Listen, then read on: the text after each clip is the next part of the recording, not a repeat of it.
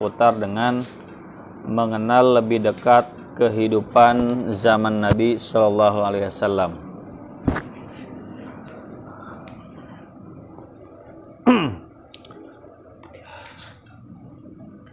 Ini ringkasannya ya.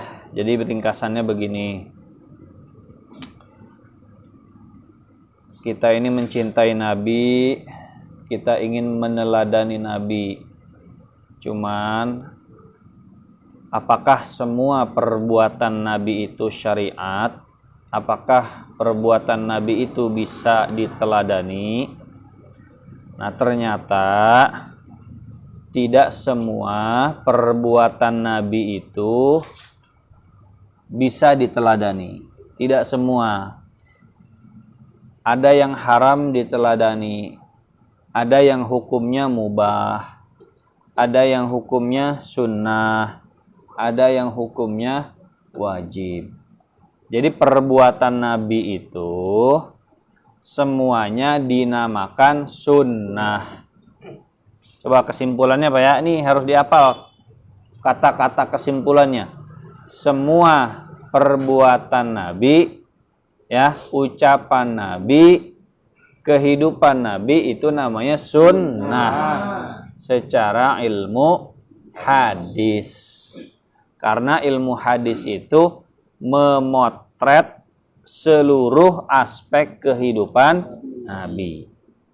Gimana? Semua perbuatan, ucapan, kehidupan Nabi itu adalah sunnah.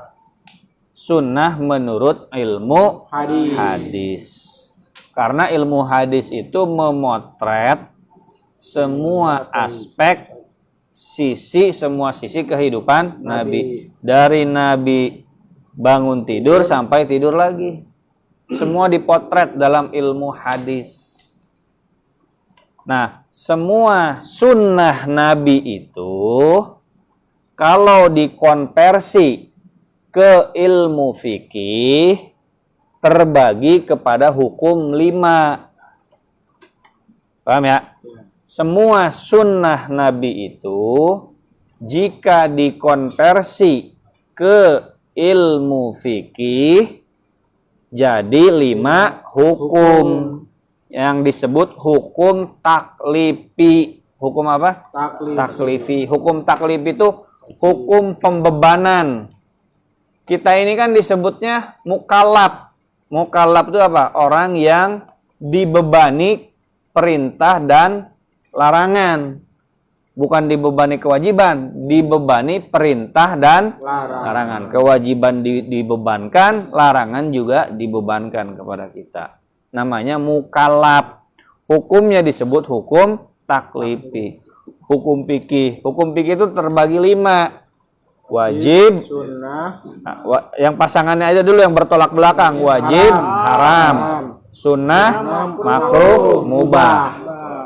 Nah, sunnah Nabi secara ilmu hadis tunduk kepada hukum 5. Ada perbuatan Nabi, boleh bagi Nabi, ternyata haram bagi kita. Itu. Wajib bagi Nabi, sunnah bagi kita. Sunnah bagi Nabi, wajib bagi kita. Nah, semua perbuatan Nabi ada berapa tuh? 11 ya. 11 perbuatan Nabi ini itu ternyata masuknya tuh kategori mubah. Betul, kita bilang ini sunnah Nabi. Tapi ternyata secara hukum fikih itu mubah. Fikih itu mubah. Sunnahnya dikonversi ke fikihnya dalam arti pengertian. Maaf. Ini kan sunnah secara hadis. Tapi dikonversi ke fikih bukan sunnah juga gitu. Jadinya apa? Mubah. Bukan sunnah hadis. Terus dikonversi ke fikihnya sunnah juga, bukan. Bukan begini, sunnah secara fikih apa? Ininya dulu deh, kayaknya benerin, takut kayaknya nggak seragam. Coba, wajib itu apa? Kalau apabila Dikerjakan pahala apabila dikerjakan dosa. dibilang dosa. Haram Dikerjakan dosa, ditinggalkan mendapat pahala. Makruh dikerjakan tidak Pak, tinggalkan lebih baik ditinggalkan. Dikerjakan tidak berdosa, namun lebih baik ditinggalkan mendapat pahala. Jadi ditinggalkan yang mendapat pahala. Kalau dikerjakan tidak berdosa. Sunnah, nah sebaliknya makruh sunnah. Lebih baik dikerjakan, ditinggalkan tidak berdosa. Kalau makruh sebaliknya ya, lebih baik ditinggalkan, dikerjakan tidak berdosa. Mubah apa? Mau dikerjakan, mau ditinggalkan, ya tidak dapat pahala, bebas. Tidak berdosa, tidak dapat pahala juga. Nah, mubah itu bisa dapat dosa, bisa dapat pahala tergantung niat. Naik motor hukumnya apa? Mubah. Disebut wajib nggak cocok ya? Nggak mungkin. Disebut haram? Nggak mungkin. Disebut makruh? Nggak juga. Disebut sunnah? Nggak juga. Apalagi sunnah secara hadis. Nabi kan nggak naik motor. Berarti masuknya apa? Mubah. Nah, naik motor tuh mubah. Nih pakai ini mubah. Ya. Apalagi pakai HP mubah. Cuman niat naik motor buat apa? Nah, niatnya buat beribadah, buat ke masjid, buat kerja, berarti jadi berpahala. Jadi mubah itu sebenarnya dia bebas nilai, netral ya tuh. Cuman bisa jadi berbuah pahala ketika niatnya baik.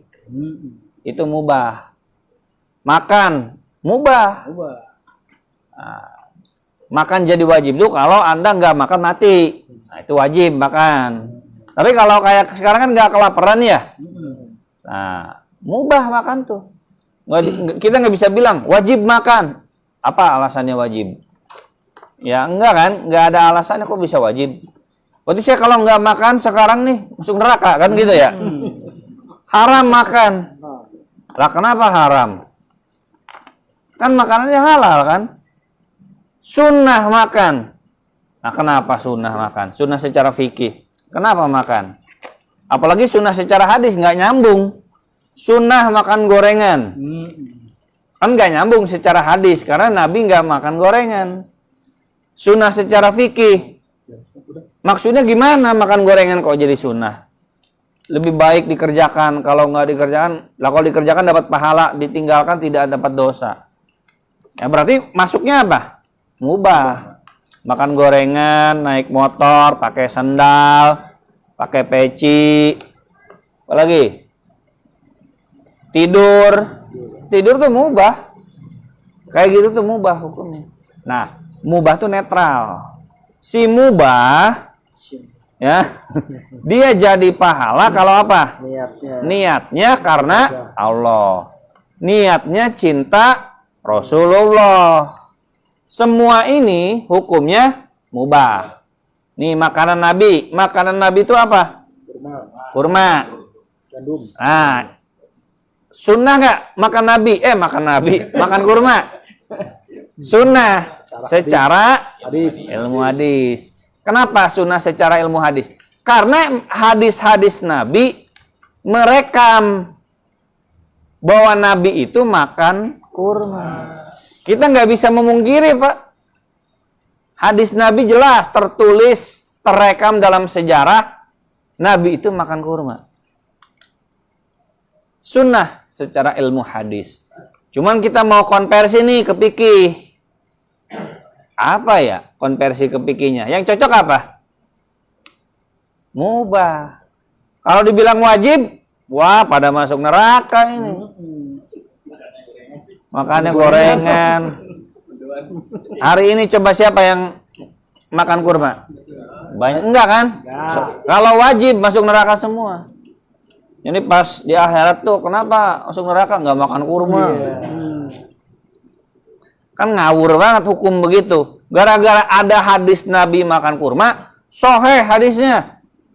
Terus kita bilang, ini wajib hukumnya. Nah, ngaco. Oke lah, nggak wajib. Kita turunkan sunnah. Nah, kalau sunnah berarti kita rugi terus Pak tiap hari ya. Bener nggak? Kalau nggak makan.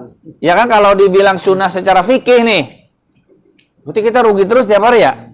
Coba ninggalin sunnah setiap hari Pak, secara fikih. Kan sunnah itu harusnya dikerjakan kan? Ya. Apalagi kalau sunnahnya muakkadah coba. Sunnah muakkadah makan kurma. Waduh, kita ini orang rugi tiap hari, Pak. Harusnya dapat pahala, kita malah nggak cocok lagi kan? Kalau wajib kasihan orang luar Arab, kalau sunnah orang luar Arab banyak rugi, nggak dapat pahala. Sekarang coba makruh, kan? Masa makruh lebih baik ditinggalkan? Ini hukum gimana? Cara narik kesimpulannya? Haram, lebih ngaco lagi.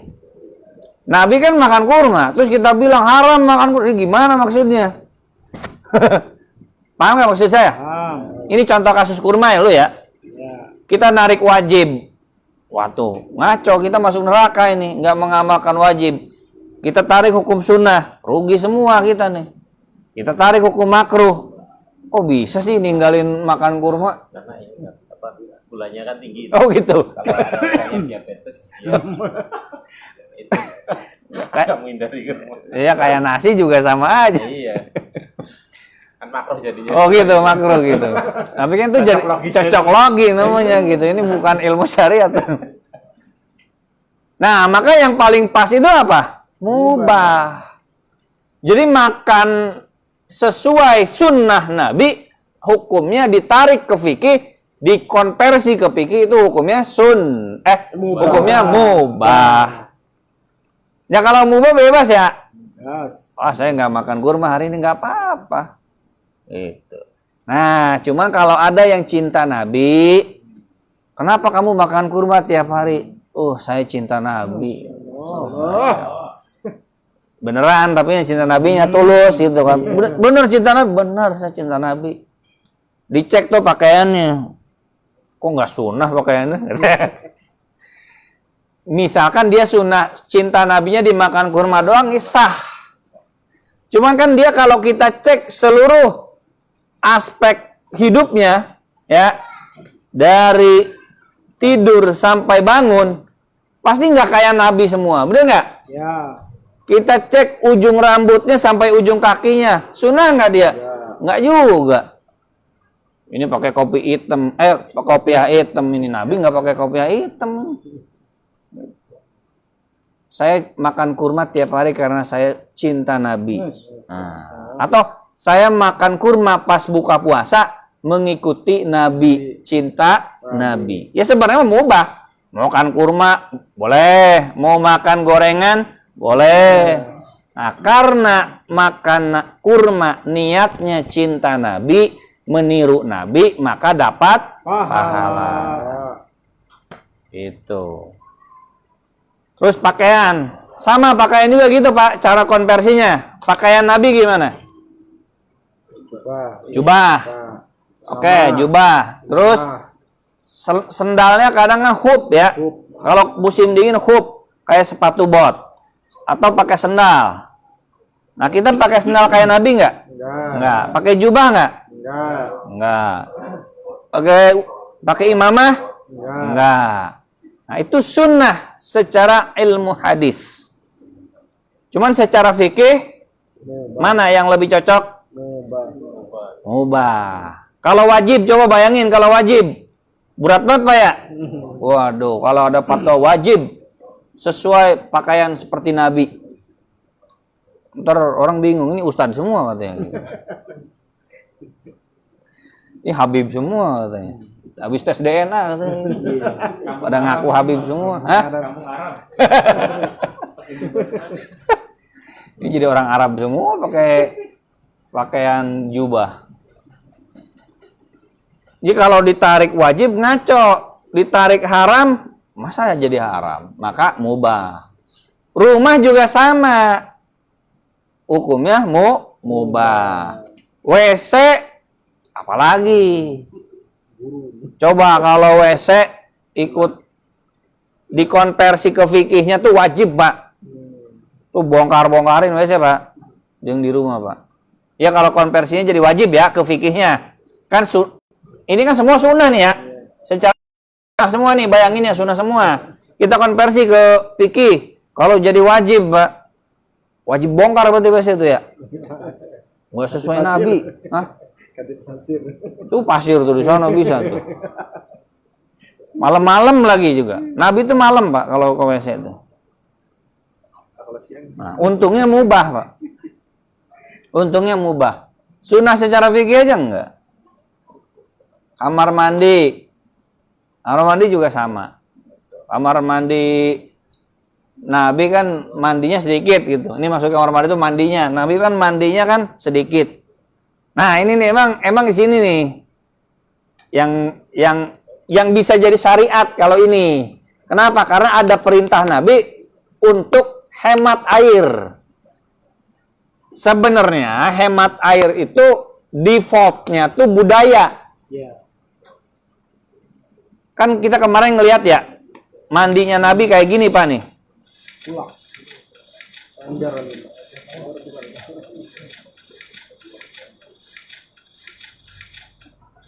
Nah, ini mandinya Nabi segini, Pak.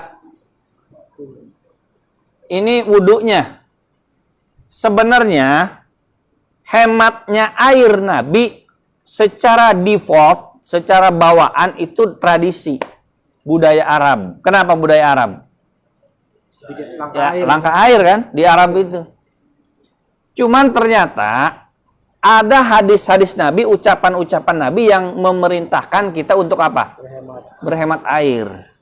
Nah, ketika Nabi memerintahkan, maka hukumnya jadi sunnah secara ilmu fikih.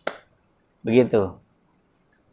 Hadis makan kurma pun begitu. Kalau ada perintahnya, itu konversinya jadi naik dari mubah ke apa? Sunnah secara fikih.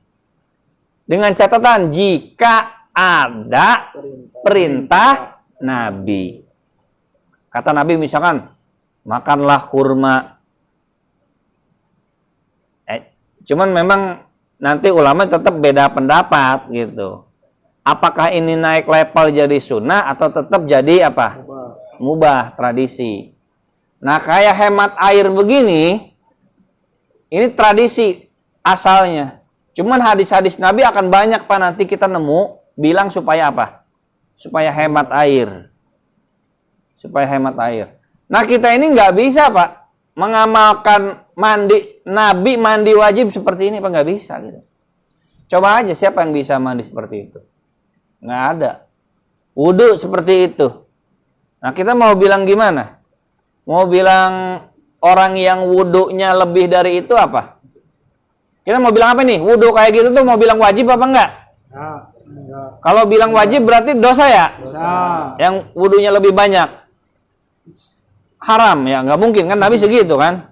Makruh ya, Nabi segitu. Sunnah. Nah, yang pas apa? Sunnah. Ditarik ke apanya? Ke fikihnya pun jadi sunnah. Karena Nabi memerintahkan untuk hemat air. Sunnahnya memang segini, Pak. Kalau bisa. Cuman saya nggak bisa. Apalagi kalau wudhunya di keran. Kerannya ngocor terus. Gimana mau mempraktekkan wudhu satu mud begini? Nggak bisa. Keran otomatis. Hah? Pakai keran otomatis. Keran otomatis ya. Dan itu pun kecil, Pak. Ininya, ngalirnya. Ada yang kayak spray, Sat. Oh, spray gitu. Sensor. Tapi dia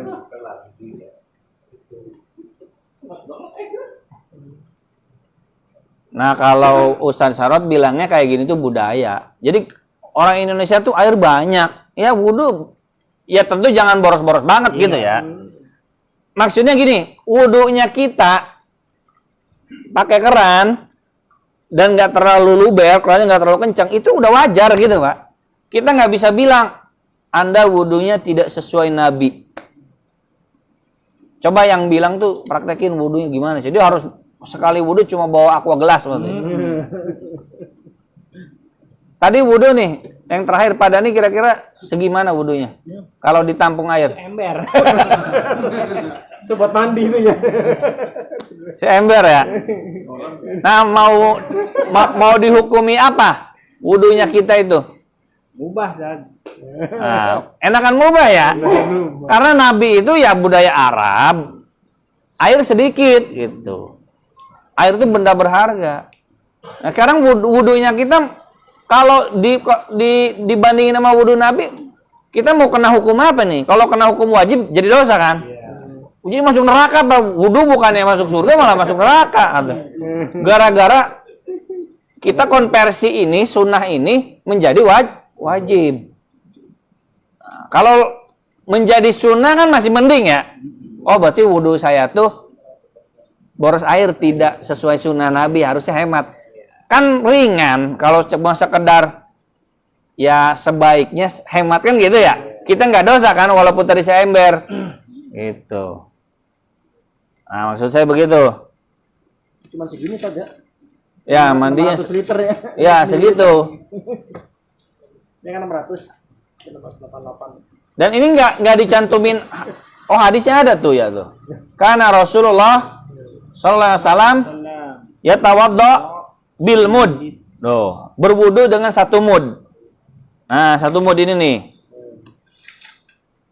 Wa yagtasilu bis-sa' ila khamsati amdad.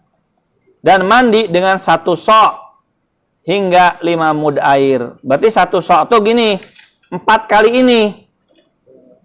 Nah ini nih sok, 4 kali ini tuh. Lebih-lebihnya Nabi itu 5 mud. 5 kali ini. Itu mandinya. Sok tuh 4 kali mud. Gini, kalau denger sok, satu sok itu 4 kali mud. Zakat fitrah itu kan satu sok, 4 mud.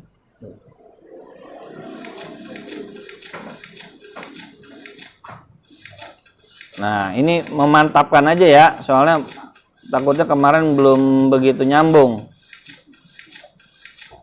Lagi, nah, WC, kamar mandi, masjid. Apa? Masjid kita ini sesuai sunnah Nabi nggak? Enggak. Secara hadis ya. Bid'ah banget nih masjid kita, Pak. Masjidnya Nabi itu kan banyak hadis-hadis Nabi itu ngeludah tebusannya di pendem katanya. Ngeludah di masjid ada hadis Nabi begitu. Ngeludah di masjid itu suatu kesalahan. Menebusnya adalah dipendam. Nah kalau kita sekarang ngamalin tanda kutip sunnah itu bukan ditebusnya dipendam, Pak. Di penjara. Penistaan. Nabi itu pernah ngeludah di masjid, ditebusnya di apa? Dipendam. Nabi juga pernah apa? Ngebunuh kalajengking di mana? Di dalam masjid. Nah, ternyata bayangannya tuh gimana? Masjidnya tanah, nabinya pakai sendal. Ya ada kalajengking lewat jadi injak gitu. Pakai sendal mah.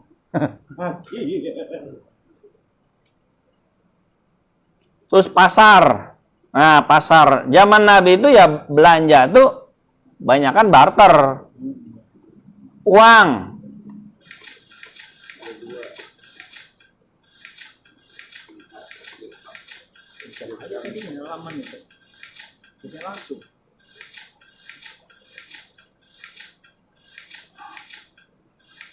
Nah, Nabi transaksinya dinar dirham. Secara hadis sunnah pakai dinar dirham. Cuman dinar dirhamnya yang dinar dirham zaman itu ya, zaman Nabi ya. Nah kita ini nggak ada yang ngamalin sunnah itu, Pak. Dirham ini Persia. Dan ini bukan mata uang Islam, bukan. Ini mata uang 100% orang kafir. Nah ini kendaraan. Nah Nabi berkendara itu pakai onta. Nah, keledai. Kita bisa bilang nggak? Sunnah Nabi adalah berkendara pakai onta atau kuda. Ya benar kalau secara ilmu hadis. Konversi ke fikih? Ubah. Bisa dipahami ya? ilustrasinya gini aja ilustrasinya. Ini ilustrasinya maksud saya begini. Semua perbuatan ini coba ilustrasiin jika wajib. Bahaya bagi kita ya? Ya. Coba makanan, pakaian, rumah, WC, kamar, masjid. Maka nggak masuk akal nih. Bisa. Kalau ini dikonversi ke sunnah, ya kita rugi ya. Bener nggak? Betul. Rugi sekali. Kalau ini dikonversikan haram, mustahil. Masa jadi haram? Kan begitu? Maka yang paling masuk akal, ini pemikirannya ulama ya, yang paling masuk akal dan paling benar itu semuanya adalah mubah. Cuman jika timbul cinta Nabi menjadi pahala, bisa jadi sunnah bagi orang itu. Itu. Dah. Tinggal buka yang satu lagi tuh. Yang ini buka ya. Ini ngajinya singkat aja dah. Nih yang ini nih buka nih.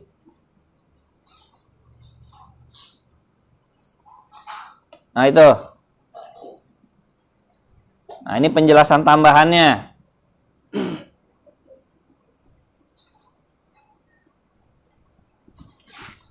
Coba dibaca siapa? Ngaliman baca deh.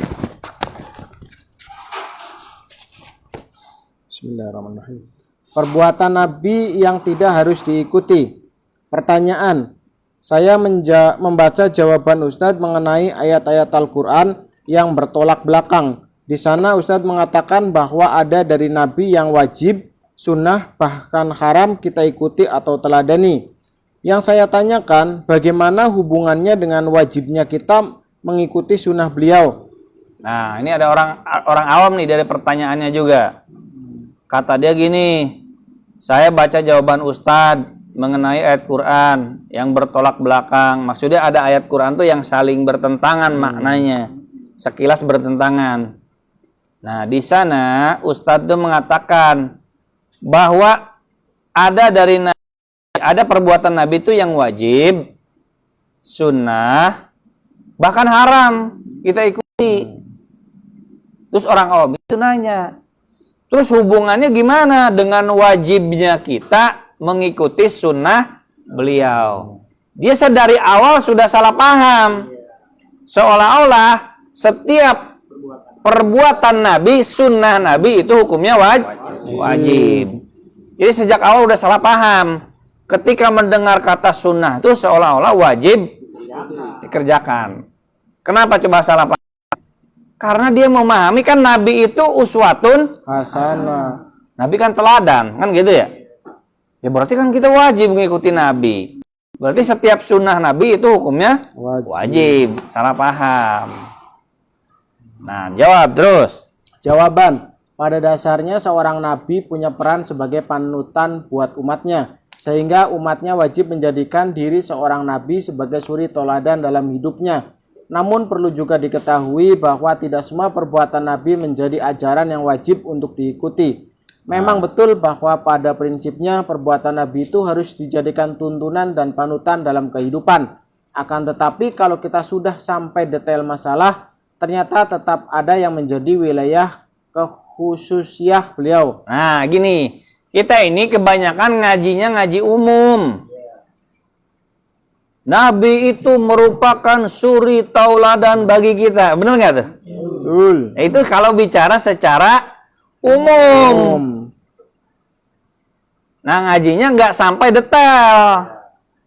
Kebanyakan ngajinya ngaji PHBI. Maksudnya ngaji-ngaji panggung gitu. Ngaji-ngaji yang bukan sifatnya teknis hukum. Yang sifatnya tuh ngaji-ngaji PHBI, ngaji-ngaji muludan, ngaji-ngaji rajaban. Saya belum pernah Pak nemu ngaji muludan ngebahas beginian, kajian kitab gitu. Bubar itu jamaahnya. Kebanyakan kan umum-umum aja kan? Mana ada Ustadz bilang begini, kita ini wajib mengikuti Nabi. Perbuatan Nabi itu terbagi kepada 5 hukum. Pertama, Pasti tarundu, rame cina ustadznya cina. Maksudnya gini, kita ini kebanyakan belajar agamanya pada tataran yang sifatnya umum bahasannya. Betul, secara umum semua gini. Nabi adalah panutan bagi kita. Nabi adalah teladan bagi kita. Ternyata kalau didalami secara rinci kehidupan Nabi itu tidak semua, Pak, kita harus teladani. Tidak semua baik kita teladani. Nah, coba apa aja? Langsung aja bawa tadi. Ya. Marilah kita Ada beberapa. Ada beberapa amal yang boleh dikerjakan oleh Nabi tetapi haram buat umatnya. Nah, dikerjakan Nabi tapi haram buat siapa? Umatnya. Buat umatnya. Nabi ngerjain, Pak. Tapi umatnya haram. Kok bisa ya? Nabi ngerjain. Ternyata kalau kita ikut Nabi haram. Masuk neraka. Terus Di sisi lain ada amal yang wajib buat Nabi tapi buat umatnya hanya menjadi sunnah. nah, Nabi wajib mengerjakan ini. Cuman bagi kita apa hukumnya? Sunnah secara fikih. Oke, terus Lalu ada juga yang haram dikerjakan oleh Nabi tetapi justru boleh bagi umatnya. bagi Nabi haram. Bagi umatnya apa? Boleh. Boleh. Berarti kan belajar agama tuh harus detailnya begini kan ya? Jangan cuma lewat ceramah umum. Gitu. Itulah gunanya fakultas syariah tuh begitu. Gunanya belajar syariah tuh begitu. Kita biar tahu cara pendetailannya, perinciannya. Kalau cuma belajar yang viralnya doang, ya laqad kana lakum fi Rasulillah uswatun hasanah. Ya itu emang umumnya. Cuma kalau didetailkan ke fikih, ke syariah ya begini jadinya. Itu. Dan ini hanya didapat di majelis ilmu. Itu. Lanjut. Marilah kita telaah lebih lanjut masalah ini dengan contoh-contoh langsung agar lebih jelas. Ini apa satu? Nah, satu. Lah, kenapa ini? Nah, Satu, boleh buat nabi haram bagi umatnya. Ada beberapa perbuatan hanya boleh dikerjakan oleh Rasulullah SAW sebagai sebuah pengecualian. Namun buat kita sebagai umatnya justru haram hukumnya bila dikerjakan. Contohnya antara lain, 1. Berpuasa wisol.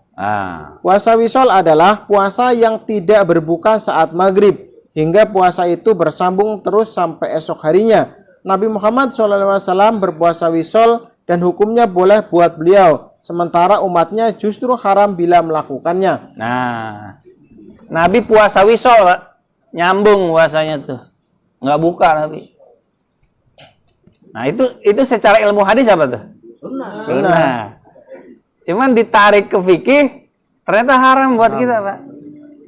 Ada yang bilang ulama makruh. Yang ngapain kita puasa makruh? Bener nggak? Udah malah lapar malah makruh. Yang mending dahar sekalian. Kan gitu ya? Iya. Kan ada puasa tuh yang sunnah. Berarti kan kalau sunnah kita ngerjain Pahala. dapat pahala. Kita lapar tuh dapat pahala kan gitu ya? Ada puasa yang hukumnya wajib. Kita lapar dapat pahala. Ada puasa yang hukumnya makruh. Ya dipikir-pikir ngapain puasa ya? Ngapain lapar? Kita malah mending ditinggalin. Ya mending makan sekalian kan begitu. Nah, puasa wisol itu Nabi boleh. Bagi kita antara dua ulama beda. Ada yang bilang makruh, ada yang bilang haram. Ya, walaupun makruh ngapain juga kita ngelakuin kan ya? Gitu. Jangankan wisol, maghrib aja kita nungguin gitu. Nunggu beduk. Nunggu beduk gitu. Nungguin beduknya. Boro-boro wisol. Berarti ada larangannya saja. Ada larangannya, Nabi ngomong gitu. Dan perbuatannya Nabi apa? Mengamalkan. Nabi mengamalkan dan ada larangan Nabi kepada umatnya jangan puasa wisol. Nah, larangan Nabi itu ternyata tidak melulu jadi haram. Bisa jadi dua. Makruh atau haram. Makanya baca hadisnya jangan satu. La yashrabanna ahadukum qa'ima. Jangan minum sambil berdiri. Hmm. Itu kan larangan. Hmm. Mau narik fikihnya apa? Hukum fikihnya apa? Haram. Nah, itu kalau baca hadis cuma satu tuh begitu. Itu kau hadis.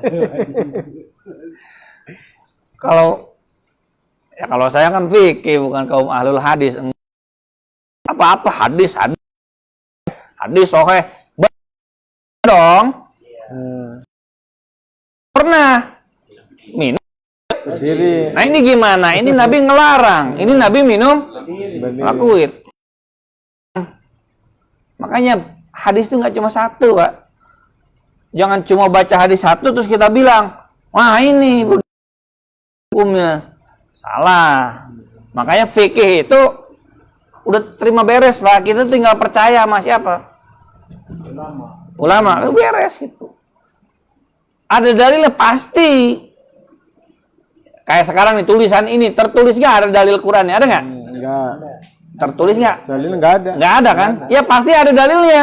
Cuman nggak ditampilin begitu doang. Kitab-kitab fikih itu kebanyakan memang ringkes, Pak.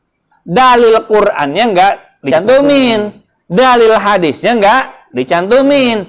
Orang nuduhnya nggak ada dalil. Nggak ada hadis. Padahal setiap fatwa fikih pasti ada dalilnya, apalagi fikih mazhab.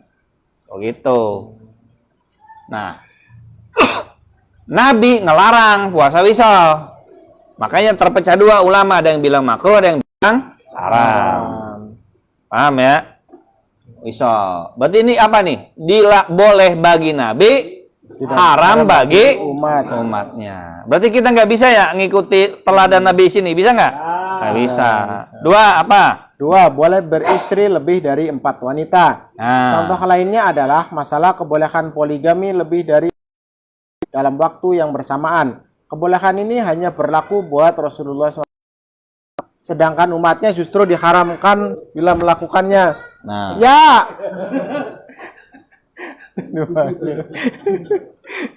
Nabi istrinya lebih dari 4. Padahal Quran berapa Quran? 4 ya? Tapi khusus bagi Nabi 11. lebih dari 4. Pokoknya lebih dari 4. Mau 20 boleh. Cuman yang tercatat tuh istri Nabi berapa? 11 atau 9 tuh. Ya, kenapa ada yang bilang 11, ada yang bilang 9? Maria Al-Qibtiyah itu istri Nabi apa budak? Nah, cara ngitungnya begitu. Budak itu halal, Pak, disetubuhi, Pak. Karena budak itu dimiliki, Pak. Ntar ada dah pikir perbudakan dah, sih, iya salahnya. Budak itu sah dimiliki dengan ketentuan-ketentuan, syarat dan ketentuannya. Dan boleh digauli. Dan anaknya itu nanti merdeka. Si budaknya ikut merdeka. Nah, Maria Al-Qibtiyah itu kan memang sejarah sirahnya juga hadiah dari siapa? Dari Raja Mesir. Nah, cuman dinikahi apa enggak sama Nabi? Apakah dinikahi atau berstatus sebagai budak? Maria Al-Qibtiyah itu status keummahatul mukmininannya diperselisihkan. Kan kalau Khadijah pasti apa? Pasti istrinya, pasti ummahatul mukminin, ibunya orang-orang mukmin. Pasti. Aisyah pasti. Sofiyah, apalagi? Saudah, apalagi? Romlah. Apalagi? Saya nggak hafal, ada 9 pokoknya. Nah, itu boleh bagi Nabi, bagi kita haram. Bahkan zina, Pak. Jadi zina, kalau ada yang istrinya lebih dari 4 dalam satu masa, zina, berarti dirajam itu. Ustadznya itu harusnya. Cuman di Indonesia bukan malah dirajam, malah diikutin. Gitu. Malah jadi panutan, abah katanya. Abah kami katanya. Emang dasar kagak ngaji sih gitu kan. Cuman yang kayak gini kan kalau sama pengikut, di sini ada pengikutnya nggak? Hah? Di sono di Syria ini mah. Syria. Di Syria sono di dekat apa tuh perbatasan Italia sama Amerika. Nah ini kan gimana gitu? Karena orang tuh nggak ngaji fikih, nggak ngaji hukum, ngajinya zikir doang. Zikirnya bukan tolabul ilmi atau ngaji zikir mah namanya majelis zikir, bukan tolabul ilmi, bukan yang diperintahkan carilah ilmu, bukan. Gitu. Terus, lanjut. Dua, yang wajib bagi Nabi, sunnah bagi umatnya. Sedangkan dari sisi kewajiban ada beberapa amal yang hukumnya wajib dikerjakan oleh Rasulullah SAW, namun hukumnya hanya sunnah bagi umatnya. 1. Sholat duha. Sholat duha yang hukumnya sunnah bagi kita, namun buat Nabi hukumnya wajib. Nah, wajib tuh bagi Nabi. Nah ini biasanya yang suka nanya dalil tuh suka nanya mana dalilnya Ustadz gitu. Ini kitab fikih tuh mirip seperti ini Pak, kitab-kitab Safinah, kitab-kitab Kifayatul Akhyar, Mazhab Syafi'i itu jarang ditulis Qur'annya sama hadisnya. Kenapa? Ya memudahkan.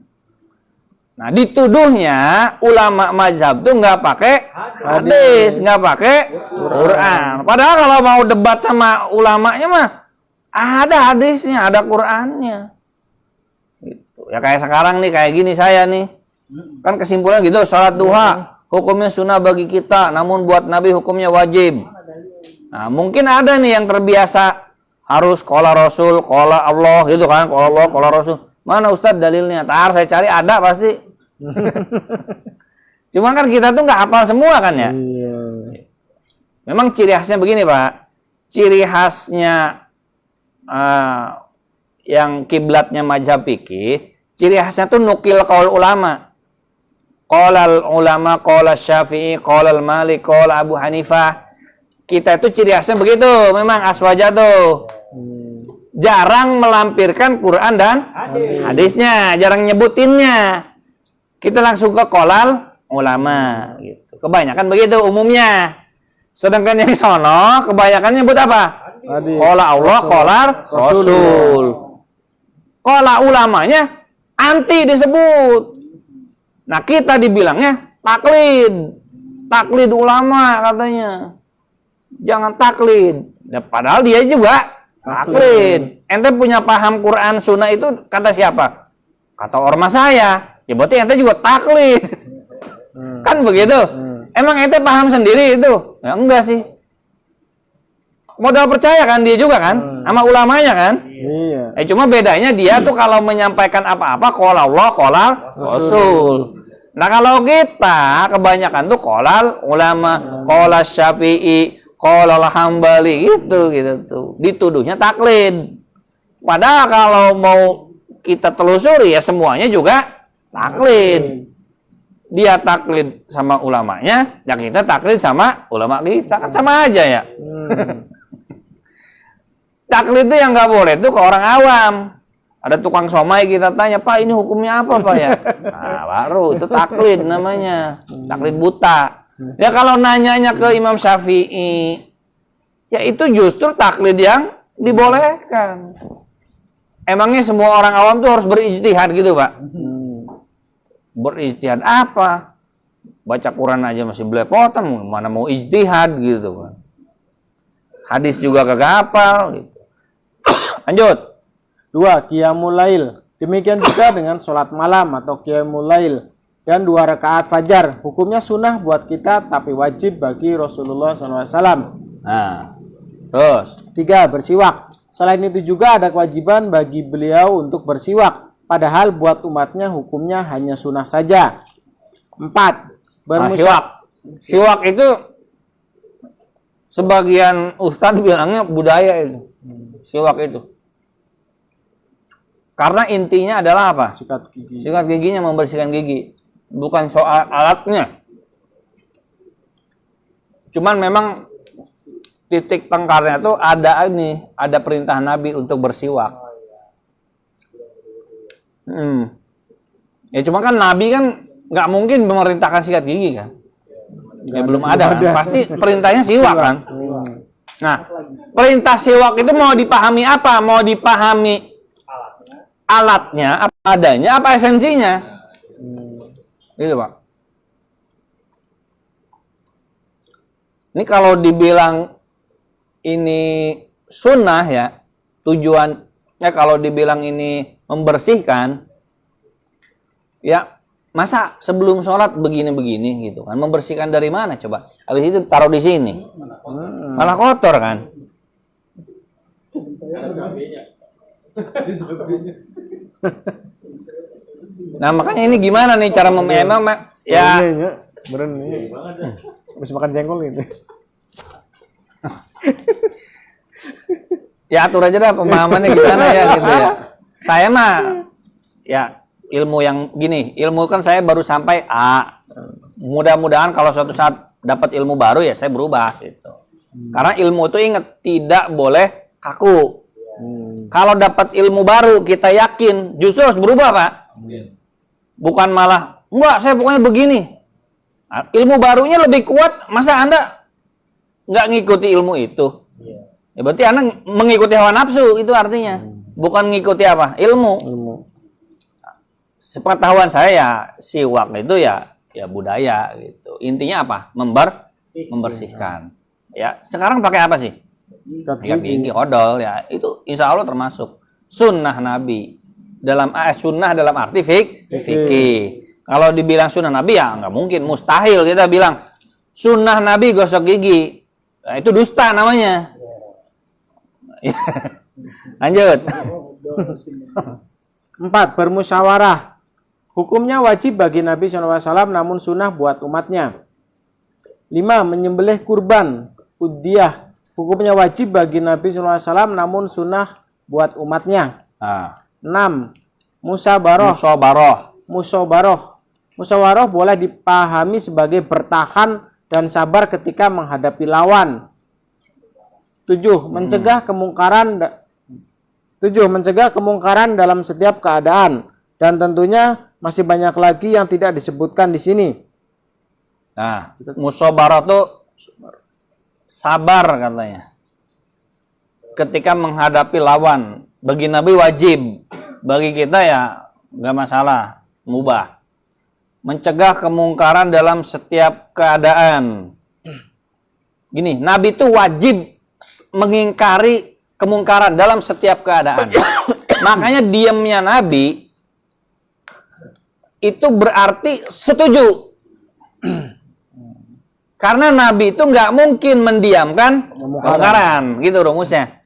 Kan ada sahabat Nabi yang makan kadrun, ada gurun. Itu Nabi nggak ngelarang, ya, nggak nyuruh, nggak ikut makan, diem. Artinya Nabi itu netral gitu. Nah, berarti netralnya Nabi itu setuju gitu. Boleh. Sebab rumus bagi Nabi itu tidak mungkin mendiamkan kemungkaran. Kalau diamnya kita terhadap kemungkaran kan bisa jadi kan kita mah sieun kan? Sieun. Kalau Nabi itu wajib mengingkari kemungkaran.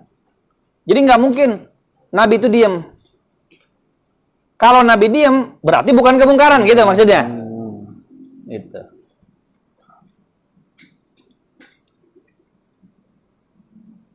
Terus lanjut. 3. Yang haram buat Nabi tapi boleh buat umatnya. Sekarang kita bahas apa saja perbuatan yang hukumnya haram buat Nabi sedangkan buat umatnya malah dibolehkan. Di antaranya adalah 1. Menerima harta zakat. Semiskin apapun seorang Nabi namun beliau diharamkan zakat. Demikian juga hal yang sama berlaku buat keluarga beliau atau ahlul bait. Nabi itu haram nerima apa? Zakat. Haram, Pak. Termasuk ahlul bait. Habib-habib itu haram nerima zakat. Karena zakat itu katanya kotorannya manusia, kotorannya hartanya umat. Nabi nggak boleh nerima zakat.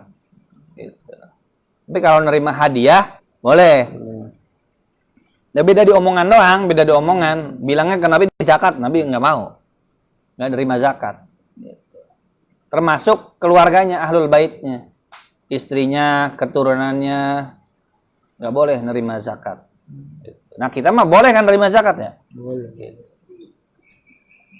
Ahlul bait walaupun miskin nggak boleh nerima zakat. Terus 2. Makan makanan yang berbau. Segala jenis makanan yang berbau kurang sedap hukumnya haram buat beliau, seperti bawang dan sejenisnya. Hal itu karena menyebabkan tidak mau datangnya malaikat kepadanya untuk membawa wahyu. Sedang buat umatnya hukumnya halal, setidaknya hukumnya makruh. Makan jengkol, pete dan makanan sejenisnya masih halal dan tidak berdosa bila dimakan oleh umat Muhammad SAW. nah, umatnya makan hal yang bau mubah atau makruh. Apalagi kalau ke masjid ya makruh. Tapi bagi Nabi hukumnya haram.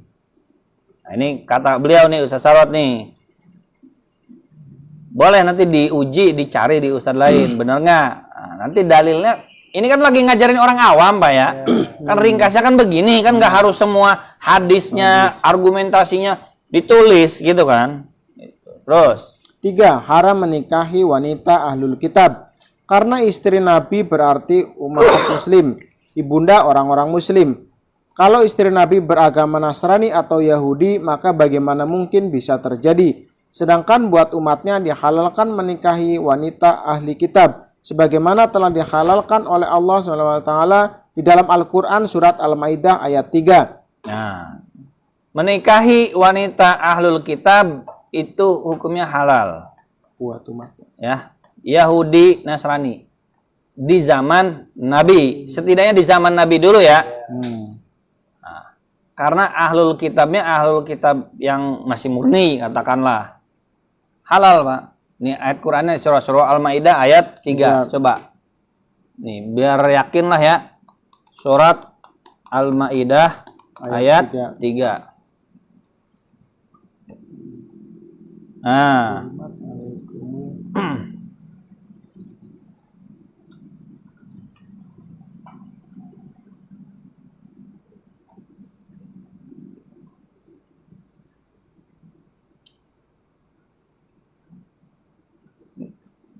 Mana nggak ada di sini? Saya salah kayaknya ya. Ayatnya bukan 3 kan? Bukan ayat 3 kali ya? Ayat berapa? Saya nggak hafal. Nih gini aja. Ayat Quran menikahi wanita Alkitab.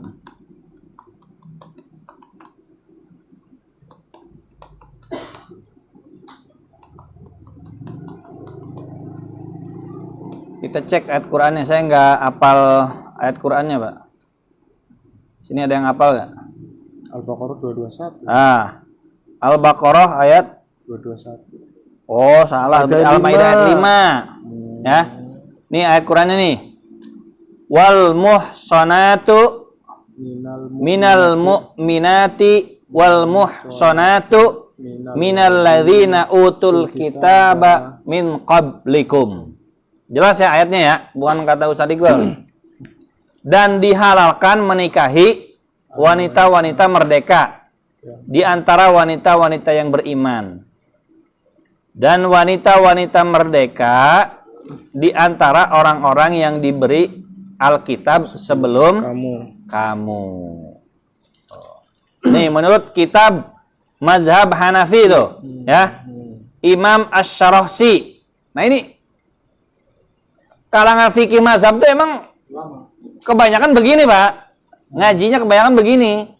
Dalilnya tuh di kiainya pasti tahu, kayak Gus Baha, kayak Ustadz Somad, Ustadz tuh tahu pasti dalilnya. Cuman memang yang santri-santrinya tuh ya nggak sampai tahu dalil gitu. Cuman dia apa, ngutip perkataan ulama. Ini apa nih perkataan ulamanya?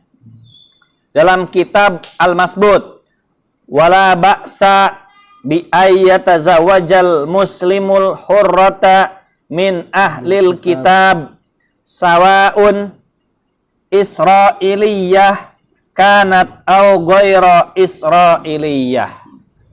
Ngutip perkataan siapa tuh? Imam Asy-Syarahsi dari kalangan mazhab Hanafi. Di kitabnya apa? Al-Mabsut. Nah, emang ciri khas aswaja nukil qaul ulama. Khasnya non aswaja nukil qollah Mereka mah rada-rada anti nyebut qaulal ulama tuh. Karena nggak mau taklid katanya gitu. Nah, selalu begitu ya, kembali ke Quran Sunnah gitu. Lah kalau kita mikirnya ya ulama itu pasti pakai Quran Sunnah. Ulama kan bisa salah. Ya emang bisa salah, apalagi lu gitu. Ulama kan bisa salah. Iya emang lu gitu. Nah, dalam mazhab Malik begitu. Apalagi kan ngomongnya begini. Hum rijal wa nahnu rijal. Mereka laki-laki, kita juga laki-laki. Ya iya. Soal kemaluannya mah kalau dibuka tuh sama-sama laki-laki. Cuman isi kepalanya gitu. Kan ngomongnya begitu Pak, sombong. Hum rijal wa nahnu rijal. Maksudnya begini. Kalau Imam Syafi'i itu laki-laki, ya kita juga laki-laki. Kita juga bisa paham Quran dan Sunnah. Ya bisa memang. Cuma ilmunya seluas apa gitu. Nah kita kayak ngomong kayak gini tuh taklid katanya gitu. Ntar dibahas deh taklid deh, soal taklid ya. Nah mazhab Maliki gimana mazhab Maliki nih? Ini biar jelas aja ya. Tuh. Al-kuffaru salah satu asnafin. Orang kafir itu ada 3 jenis. Al-kitabiyun. Oh. Ahli kitab. Pertama adalah orang ahli kitab. Yahillu nikahu nisaihim. Halal menikahi perempuan mereka. Kata siapa tuh? Kata mazhab Maliki. Nah, mazhab Malik yaitu Imam Al-Qarafi. Ya emang kita nukil-nukil aja begini. Wafat 684 Hijriyah. Al-kitabiyun yahillu nikahu nisaihim wa darbul jizyati alaihim wa in karihahu fil kitabi lisu'i tarbiyatil walad. Mereka halal dinikahi wanitanya dan halal orang ahli kitab itu diminta pajak. Meskipun menikahi wanita ahlul kitab itu hukumnya makruh. Karena jelek dalam pendidikan anak. Boleh. Cuman makruh. Boleh itu maksudnya halal. Cuman lebih baik ditinggalkan.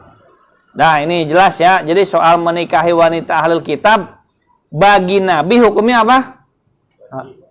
Haram. Kenapa haram bagi Nabi? Karena istri Nabi itu jadi ummahatul mukminin. Jadi ibunya orang-orang beriman. Siti Aisyah tuh Pak, kalau masih hidup mahram sama kita Pak. Nah ini tuh, ilmu mahram kelewat nih berarti ini. Siti Aisyah, Sayyidah Aisyah, kalau seandainya masih hidup, berarti kita hukumnya apa dia? Mahram. Kenapa? Karena dia dianggap seperti ibu kita. Kan nggak boleh mantan istri Nabi itu dinikahi oleh sahabat. Kenapa? Karena nggak ada laki-laki yang lebih baik daripada Nabi. Nggak ada. Dan istrinya Nabi itu jadi ummahatul mukminin, ibunya orang-orang beriman. Semua istri Nabi ummahatul mukminin. Lah kalau istri Nabinya Yahudi, Nasrani, lah kan gimana ini kan? Jadi panutan masa Yahudi sama Nasrani. Makanya bagi Nabi hukumnya haram. Bagi kita hukumnya mubah atau makruh. Terus lanjut. 4. Menikahi wanita yang tidak hijrah ke Madinah. 5. Melepas pakaian perang bila telah dikenakan hingga selesai perang. Nah, 4. Menikahi wanita yang tidak hijrah ke Madinah. Berarti bagi Nabi haram tuh. Kalau wanitanya nggak hijrah ke Madinah, dia cuma di Mekah doang, berarti nggak boleh Nabi menikahinya. Tapi bagi sahabatnya yang lain, boleh. Ya, ada perempuan ditanya, dulu kamu hijrah ke Madinah semasa kita hijrah? Enggak, saya di Mekah aja. Ya boleh bagi sahabat Nabi, tapi bagi Nabi haram. 5. Melepas pakaian perang bila telah dikenakan hingga selesai perang. Nah, bagi Nabi ini haram nih, melepas pakaian perang. Gitu. Kecuali Udah selesai. Bila telah dikenakan hingga selesai perang, kecuali sampai selesai perang. Ini nanti saya cek ininya deh, hadis-hadisnya ya. Hadis-hadisnya nih, biar kita juga nggak dianggap nukil ulama doang gitu. Saya dengerin tuh ustadz-ustadz yang, tapi enggak, sebagian salafi masih mau sih nukil. Tergantung ya siapa nih. Ada yang nggak mau nukil ulama. Kebanyakan selalu qala Allah, qala Rasul, hadis gitu.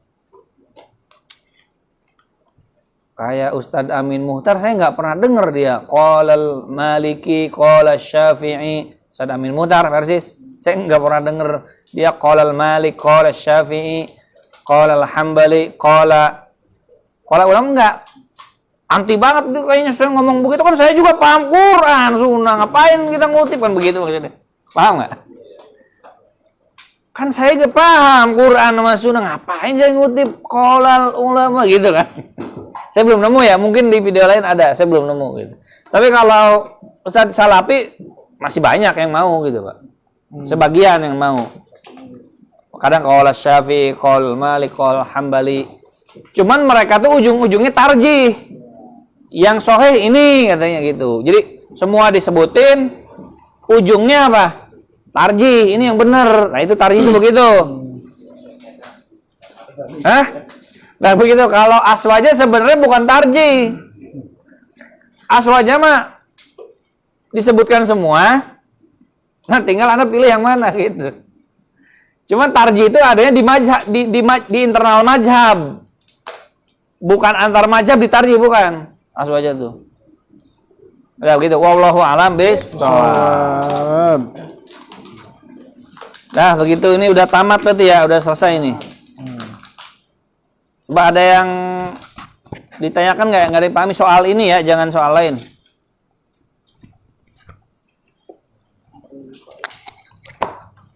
Ya, mau ngobrol-ngobrol, makan-makan lah, Pak. Makan dulu. Apa di rumah aja lah, bapak-bapak jadi nggak pulang.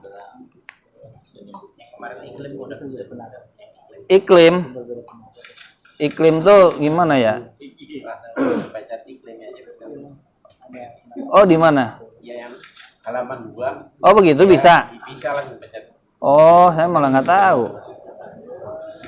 Nah, yang itu klik itu langsung. Oh, begitu.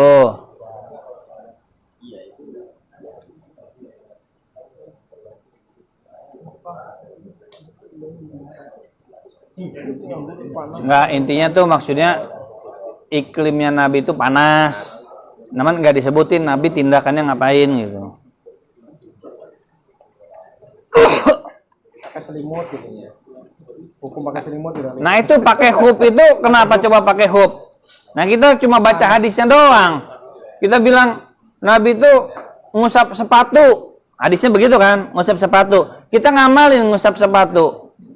Padahal syariat ngusap sepatu tuh kalau sepatu yang dipakainya itu setara hub. Setara hub tuh gimana? Dia tuh nggak masuk air. Karena itu pakaian musim dingin. Sepatu bot tapi rapat. Nggak bisa masuk air, Pak. Dari atas pun, Pak, kalau ngucur nggak bisa masuk air. Dan itu menutupi mata kaki. Dan hubnya itu bisa jalan jarak jauh. Nah, kita konversinya apa kadang? Kaos kaki ya? Kaki. Hah? Ya, kaki sama sepatu. Kita pakai kaos kaki dibilangnya apa? Bisa ngusap sepatu gitu kan? Padahal syariat ngusap sepatu tuh latar belakangnya itu pakaian musim dingin. Itu pakaian musim dingin. Gitu. Bukan kita baca hadis terus kita ngamalin ngusap sepatu pas wudhu tuh nggak basuh kaki gitu, Pak. Basuh kakinya ditinggalin, kita ngusap. Padahal yang kita pakai itu bukan khuf. Kita pakainya apa? Kaos kaki. Itu. Tapi kalau di pabrik Hah? misalnya kita lihat itu ya. Kencing gitu kan. Kalau pengen wudhu itu kan buru-buru. Kalau pas sepatu itu kayaknya apa ya? Males gitu. Emang pernah ngamalin kayak gitu? Maksudnya nggak ngusap kaki gitu? Enggak, sepatunya. Sepatunya aja. Kalau habis kencing gitu lihat gitu. Sebelumnya punya wudhu nggak? Punya Sebelumnya punya wudhu. kencing gitu. Karena harus dibasuh kaki nih. Sepatu karena enggak sepatu. Nah, sepatunya sesuai kategori khuf Nabi nggak? Enggak. Enggak, ya itu salah. Hadisnya benar, Nabi ngusap sepatu. Cuman sepatunya itu sesuai nggak sama kriteria khufnya Nabi?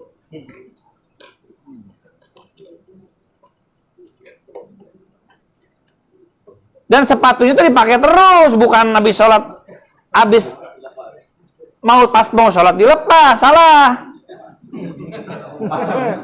Lah, Nabi itu nah itu salahnya di situ. Gini, Nabi itu tujuan yang ngusap sepatu apa? Kalau dibuka dingin, begitu.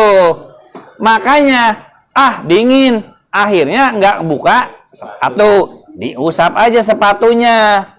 Pas wudhu tuh nggak perlu basuh kaki, diusap karena dingin. Sholat pun pakai sepatu.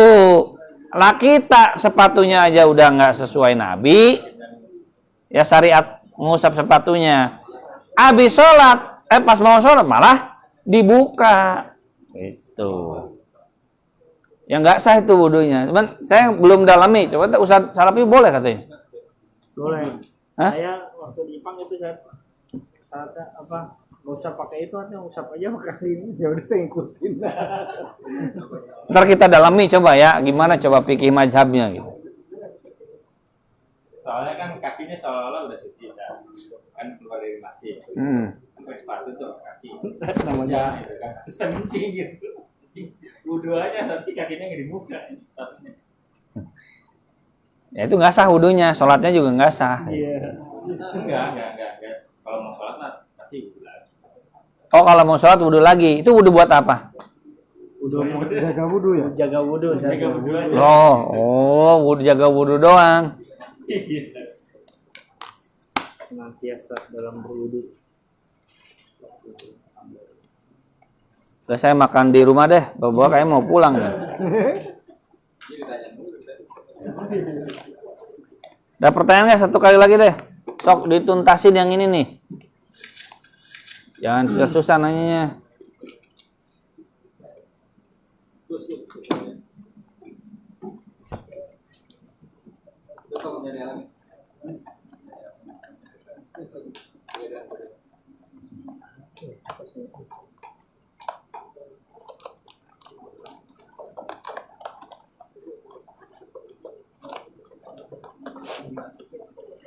Ini nanti bahas taklid nih, ada di taklid di sini nih.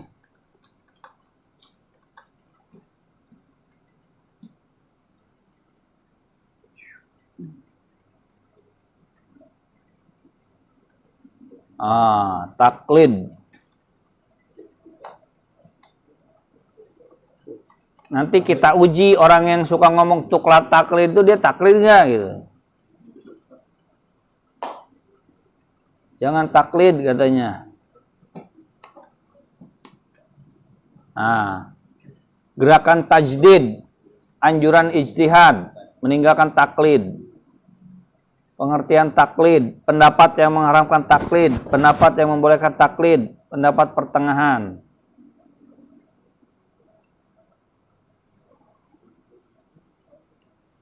Ini masuknya ilmu pemikiran sih ini mah.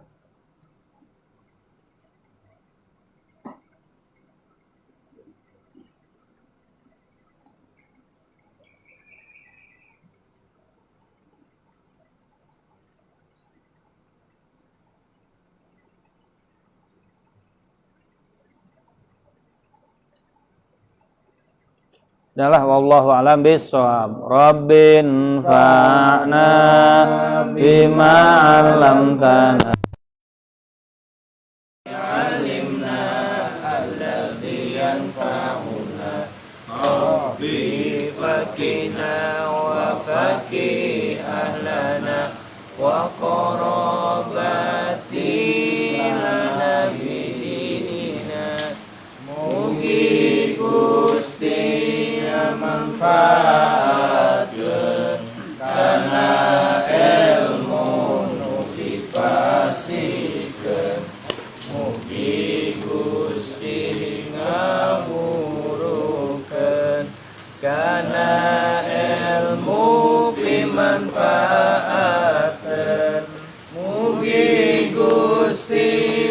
pasihan paham abdi jeung ahli abdi kabaraya baraya abdi dina ilmu agama Gusti tawassalna bi ta'alumi tawassalna bi ta'limi antarzuqona wasi'an wa antarzuqona amanah abdi tawasul ku pangaosan abdi tawasul ku pangurukan mugi Gusti ngarizkian kajembaran keamanan. La ilaha illallah.